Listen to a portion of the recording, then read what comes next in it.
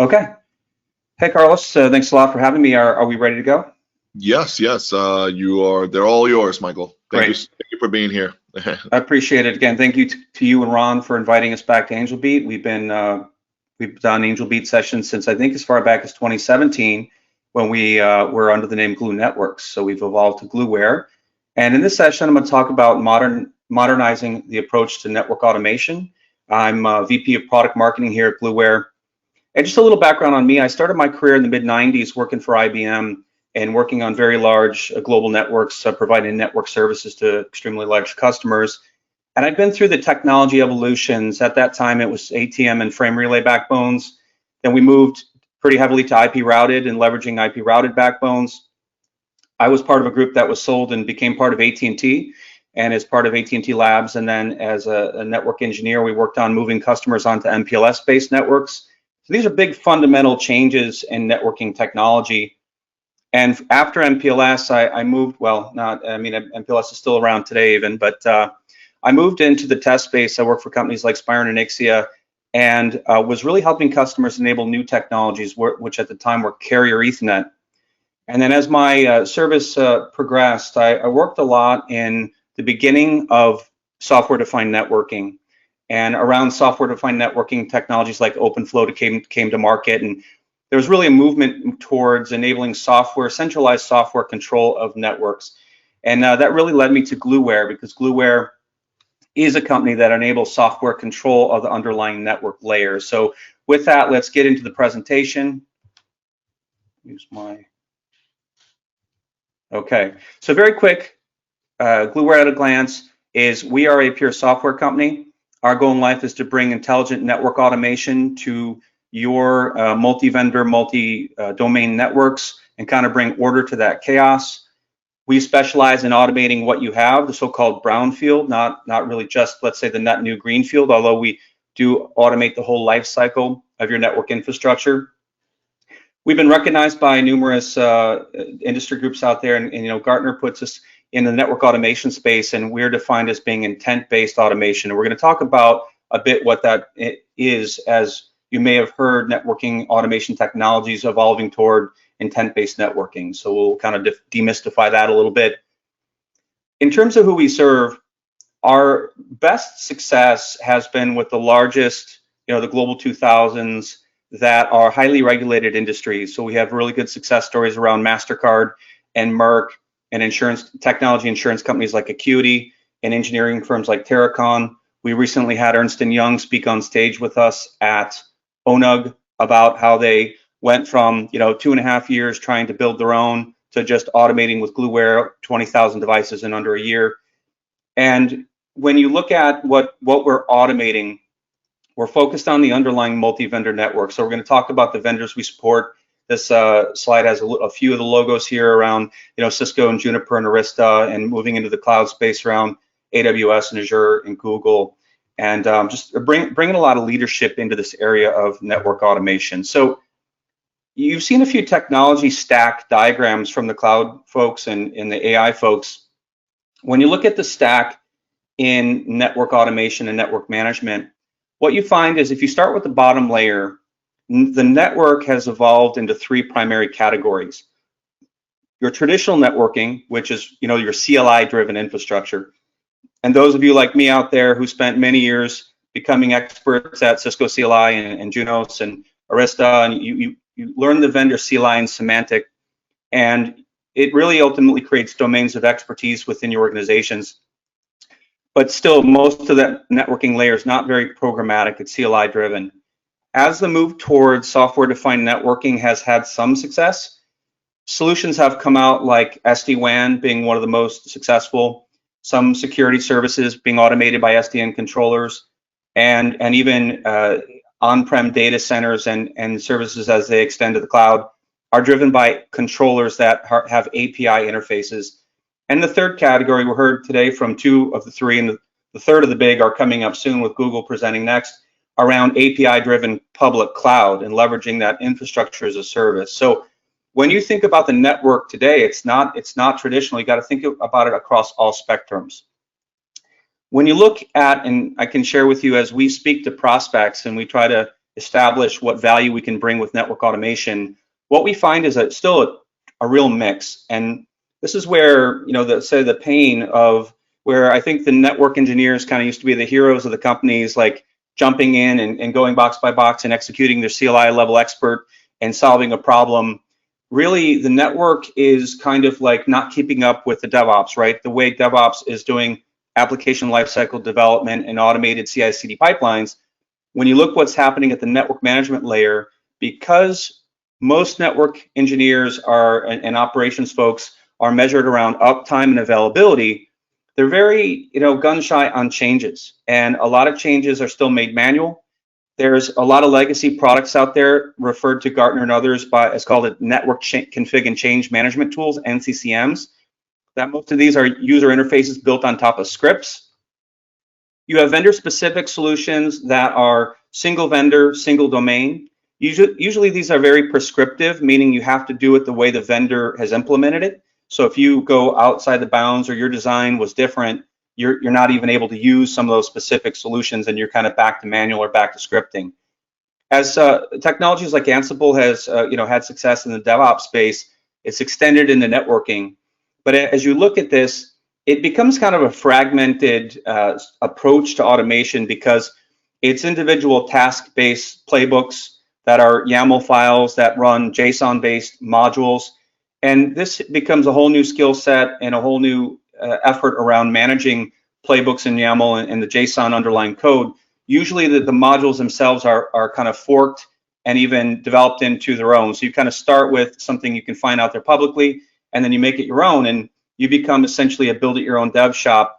And Ansible doesn't really work kind of on its own. You end up bringing in a data modeling technology or other pieces to it, and you're kind of cobbling together your automation strategy.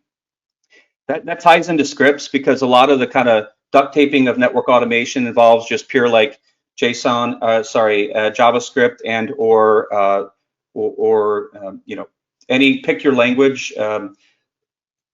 Python has become probably the most prevalent language in terms of network automating. And then recently we've been seeing process automation come into play where you can automate network processes, and we're going to talk about that. But a lot of the process automation standalone products still rely on some of these underlying things I've just mentioned.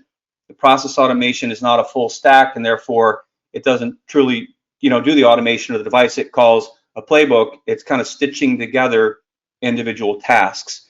As you look above the O&A layer, you get into the other pieces that sit in the management plane. So task management systems, change management databases, external sources of truths, code repositories, management through MIBs or SNMP, topology, information, and maybe visualization, IPAMs, which are IP address management, and other management. So what you find as a result of this is that it's slow progression, a lot of manual, a lot of task-based scripts. It's difficult to move away from legacy systems. And if companies have spent years going down this DIY path trying to educate their network engineers to become programmers, it doesn't really shine a light until pain is realized and your network and your agility or security is not keeping up with the business demands. And what I can share with you from the Gluware perspective is the COVID pandemic really shined a light on this because there were things that needed to happen on the network immediately. Users had to work remotely. The network itself had to be managed remotely. You had changing traffic patterns. You had change in security. You had a lot of new devices coming on the network with workers using from home. And if your organization was not enabled to deal with this and your approach is, well, we'll build a new script or we'll build, the time to build, develop, test, and deploy really works against you in terms of that agility to keep up with the business demand. So what we're going to get into here is talking about Gluware and how Gluware brings that modern approach, which is a pure software layer. As I mentioned in the intro, we're multi-vendor, we're multi-domain, and multi-cloud. We're going to talk more about that. But it's bringing a common approach to automating your existing network, your modern network, be it API-based, and having an approach across your LAN, WAN, data center, campus, where you can unify automation, kind of breaking down those silos that have formed over years.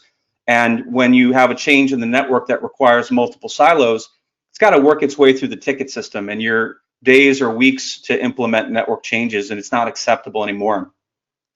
I introduced you to the fact that Gluware is intent-based. Intent-based means we can provide the intended state. Using Gluware, you provided an intended state, either explicitly in network configuration language like CLI, or in the abstraction at a form fill or a business layer. And the automation engine takes care of making that intended state a reality on the network. And it does so through reading the current state. By reading Gluware, and I think this is common to a lot of things you were hearing today about how AI and ML works, which is the underlying data has to be programmatic. It has to be normalized. Gluware ingests networking data, your inventory data, the information about those platforms, the configurations, the operational state, and it's wrapping that data in JSON-based data modeling. So we're data modeling your network. We're creating a software layer that enables us to then treat the network programmatically. And through that, we can implement compliance, security, implementation or auditing, and continual deployment of new features where we're reliably making changes to the network. So when you think about continuous or the life cycle, it's not just new developments or new deployments. You're changing SNMP policies, you're changing syslog servers, you're changing access lists. There's endless changes going on in the network layer while you're enabling services for the application and for the business. Something new we've introduced just recently, a few months ago, we opened up Gluware in terms of having our full-blown Gluware Lab IDE available. So as you're going to hear from us, we deliver a platform for network automation along with the application layer, the apps that deliver functionality, but also a full development environment for organizations who do have some programming capability and can take on some JSON-based data modeling and JavaScript-based business logic to implement custom solutions. So that really fits into the movement around DevOps for NetOps, which is enabling NetOps to be more like DevOps in terms of a continuous integration, continuous deployment on the network. So let's take a look at the big picture of Gluware. And Gluware has two primary service offerings. Gluware Pro is cloud hosted. We currently host in AWS today.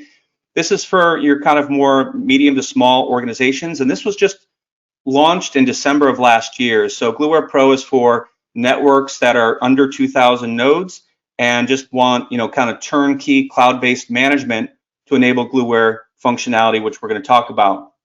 We also offer Gluware Enterprise, which we kind of say to not to steal in other businesses tagline, which is Gluware your way. And this is it's generally about on-prem and about leveraging what we call our multi-engine architecture to deploy Gluware in the horsepower where you need it in the network. So you have a primary and an alternate controller engines, your primary controllers, and then you have distributed engines that perform the work on the network layer.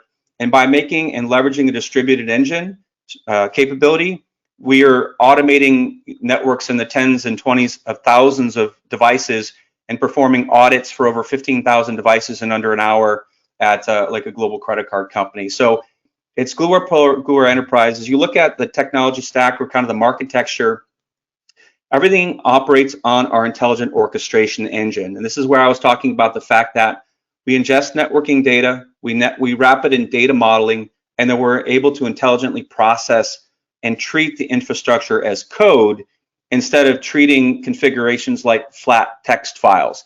And that's a big fundamental shift as we talk about modernizing the approach to network automation. If your NCCMs or your scripts are treating the network configurations like text and just pushing blocks of text, you're never really truly intelligently understanding the configuration and the semantic. One of the earlier demos showcased how they transition flat text into JSON-based data model and then began to introduce variables. And it's a very similar approach to what Gluware does. And that once you wrap the network in data modeling, you can introduce variables and then be able to manage and introduce external sources of truths like IPAMs and VLAN management and others to manage that data. So on top of that intelligent orchestration engine layer, we deliver a suite of applications, which I'm going to talk about.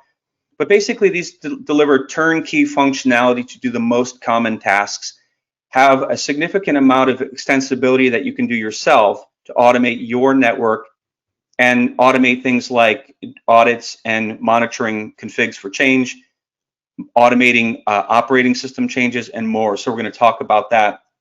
And a key aspect here is that modern networking, modern automation cannot exist on an island. And the way you free yourself from that island is you integrate APIs. So it's been talked about quite a bit on this in this seminar today, is that the importance of APIs in interacting with other systems. And so Gluware has a published RESTful API. So any external system can leverage that and interact with Gluware programmatically. Gluware also has a rapid REST development kit, so we can onboard and integrate any custom APIs to interact with things like ServiceNow and others, and we're going to get into that. So let's take a quick run through of what you get with Gluware kind of turnkey. If I just move up the stack here, I'll go through it fairly quickly because I like to get into some of the use cases. Dashboards is actually a relatively new feature where we've completely revamped the visualization of the underlying data. So essentially anything Gluware exposes from a data layer, we can push into a dashboard. So you can get insight about your inventory, about your drift status, about your audits, about your config management, and more. So dashboard is highly customizable, widget-based, and you can fully derive it to deliver the visualization of what you need to know from your underlying network, and it's actionable. So if you see an undiscovered device or an audit failure in your dashboard, you can click on that. It will navigate you directly into the corresponding application with the appropriate filters. Moving up is when you usually first work with Gluware, the device manager capability is really the lowest layer that sits on top of our multi-vendor, multi-domain adapter layer. So what this allows you to do is execute a network discovery. We inventory the devices, we look at the ARP table, and then crawl the network and understand everything connected to the network. We then interrogate each device. We don't rely on SNMP. We have a device detect library that executes numerous commands to ingest information about the platform and about the current operational state. Moving up the stack in drift and audit, we monitor devices for config change, and using a diff, we can show you exactly what changed. If you hook it in with syslog, you can know who changed it and when. So that's very powerful in terms of kind of uncovering the needle in the haystack.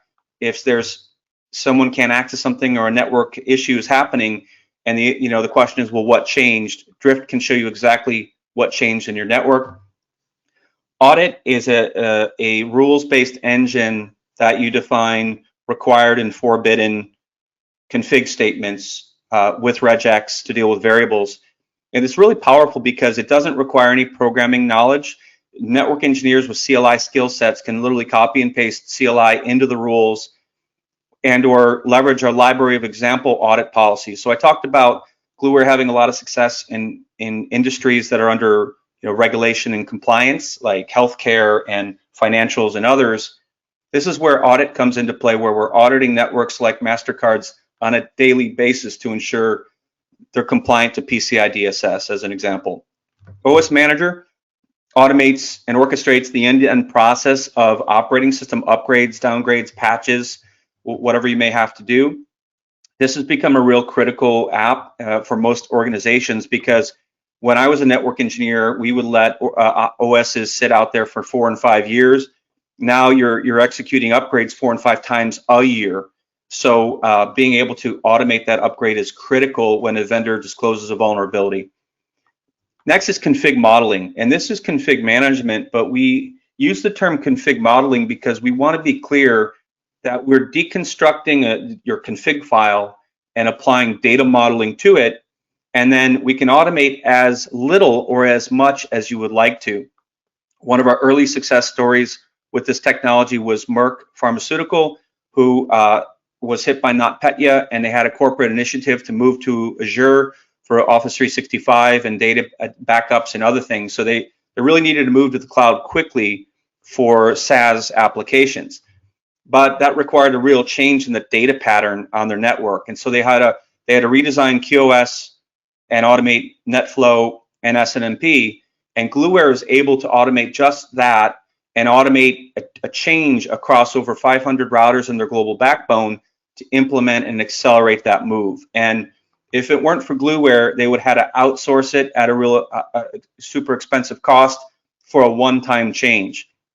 And it was really critical they went with Gluware, because what they found out with QoS is they got their policy pretty close, but over the course of months, they were tweaking and tuning the QoS policies to deal with the traffic on the backbone.